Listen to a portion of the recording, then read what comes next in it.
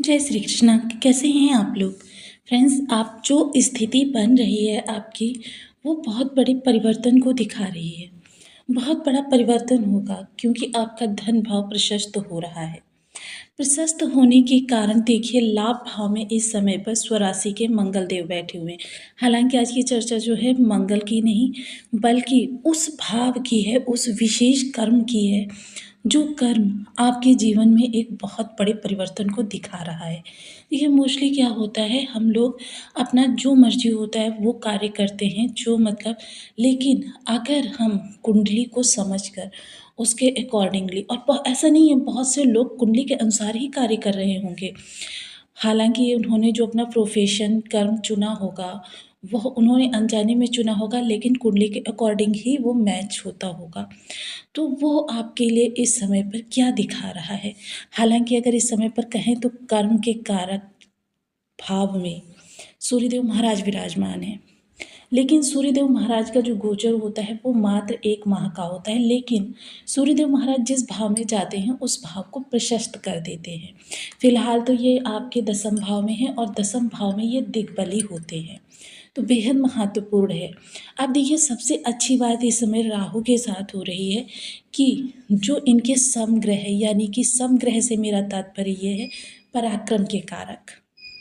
पराक्रम के कारक राहु भी हैं और पराक्रम के कारक सूर्यदेव महाराज भी हैं, क्योंकि सूर्यदेव महाराज भी ऐसे ही भावों में जाकर कारक होते हैं जहाँ पर उद्यम की ज़्यादा आवश्यकता होती है। सेम स्थिति राहु की भी है। वहीं अगर ये नवम पंचम योग को देखा जाए तो इस समय काफ़ी ज़्यादा आपके लिए प्रबल हो रहा है। और प्रबल होने के साथ साथ देखिए, वहीं गुरु के साथ षडाष्टक योग। देखिए, बिल्कुल भी यहाँ पर डरिए मत कि गुरु के साथ षडाष्टक योग बना हुआ है तो इसका मतलब इसका हमें नेगेटिव इफ़ेक्ट मिलने वाला है। हालांकि छोटे मोटे से नेगेटिव इफ़ेक्ट तो बने रहेंगे, इसमें कोई दो राय नहीं है, लेकिन जो सफलता निकल कर आने वाली है वो बड़ी निकल कर आने वाली। वहीं गुरु के साथ सूर्य का केंद्र संबंध, गुरु के साथ केंद्र संबंध बहुत ही इस समय पर सूर्य को बल प्रदान करेगा, जिसकी वजह से राहु, देखिए, हालांकि राहु का एक विशेष स्वभाव होता है कि वो आपको भ्रम और संशय में रखते हैं, जिसकी वजह से क्या होता है कि हम उन अवसर को पाने से चूक जाते हैं जो अवसर हमें काफ़ी ऊंचाई तक ले जा सकते थे।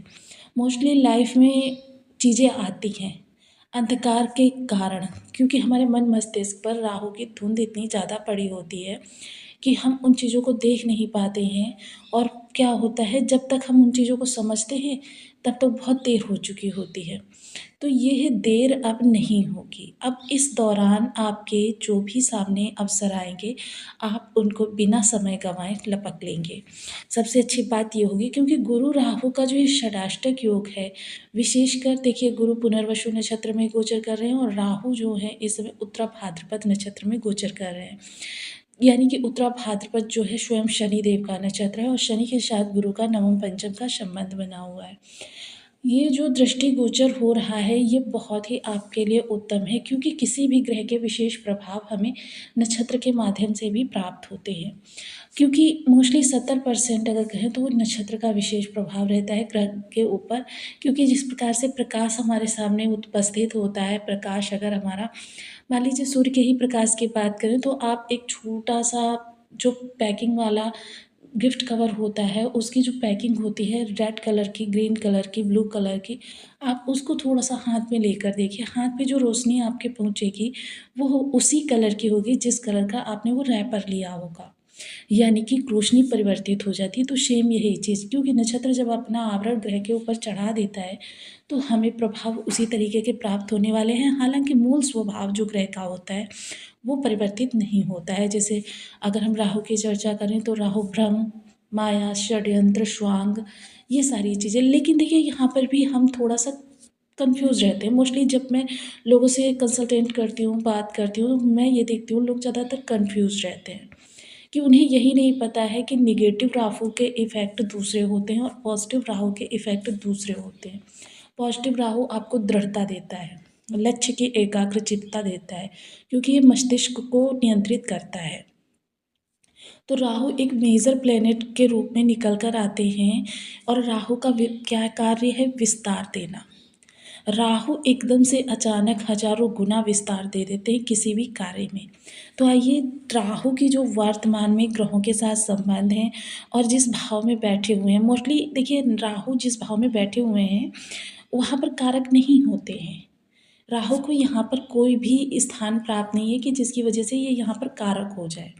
लेकिन मोस्टली क्या है, ग्रहों के साथ इनकी जो स्थिति बन रही है और जिस राशि में है, कुंभ राशि में। अब कुंभ राशि क्या है? कुंभ राशि के अगर प्रतीक चिन्ह को आप देखते हैं तो उसमें दिखाई देता है एक बहुत बड़ा सा घड़ा है और उस घड़े से सब कुछ निकल रहा है। तो ये कह सकते हैं कि इस राशि में राहु के होने का तात्पर्य ये कि अब हमारी इच्छाओं के फुलफिल होने का वक्त आ गया है, क्योंकि समस्त ग्रहों की वर्तमान में स्थिति आपके लिए कुछ ऐसा ही संकेत इंगित कर रही है। इस समय आपके सार्थक परिणाम आपके सामने उपस्थित होने जा रहे हैं। तो आइए जान लेते हैं विस्तार से कि वर्तमान समय में आपके लिए किस तरीके से राहु के प्रभाव होने वाले हैं। तो बने रहिए हमारे साथ इस वीडियो में, एंड तक आपको बहुत कुछ जानने के लिए मिलेगा। वीडियो बहुत ज्ञानवर्धक होने वाला है। यदि आपके लग्न में कुंडली के प्रथम भाव में 10 नंबर बना हुआ है तो ये राशिफल आपके लिए, कुंडली में कहीं भी चंद्रमा के साथ 10 नंबर बना हुआ है तो ये राशिफल आपके लिए, कुंडली ना होने की स्थिति में आप इसे नाम राशि से भी देख सकते हैं। यदि अभी तक आपने अपने इस चैनल को सब्सक्राइब नहीं किया है तो प्लीज़ सब्सक्राइब कर लीजिए, वीडियो को लाइक कर दीजिए, चैनल को शेयर कर दीजिए। इससे होगा क्या कि हमारे आने वाले हर वीडियो की नोटिफिकेशन मिल सकेगी आपको सबसे पहले। एक प्यारा सा कमेंट करना बिल्कुल ना भूलें। कमेंट से हमें बहुत मोटिवेशन मिलता है, हौसला मिलता है और ये पता चलता है कि आप और क्या जानना चाहते हैं। तो आइए देखिए, राहु जो है आपके धन भाव में विराजित है। आप देखिए राहु कोई भी ग्रह हो तो वह जिस भाव में बैठा होता है उस भाव की तो हानि करेगा नहीं, क्योंकि उस भाव में वो स्वयं बैठा हुआ है। अगर उस भाव की हानि करेगा तो फिर उसको भी प्रॉब्लम्स होंगी। अब क्योंकि राहु एक तो शनिवत कार्य करते हैं, दूसरा क्या है, शनि की राशि में ही विद्यमान है। और शनि शनि जो कर्म और आजीविका के कारक ग्रह माने जाते हैं, प्रत्यक्ष या अप्रत्यक्ष रूप से का, क्योंकि काल पुरुष की कुंडली के अनुसार यहाँ पर 10 नंबर की राशि पड़ती है और यहाँ पर आपके एकादश नंबर यानी कुंभ, मकर कुंभ का यहाँ पर वर्चस्व होता है। तो ये जीवन की वह धुरी होती है जिस धुरी पर हम अपना विशेष प्रभाव डालते हैं।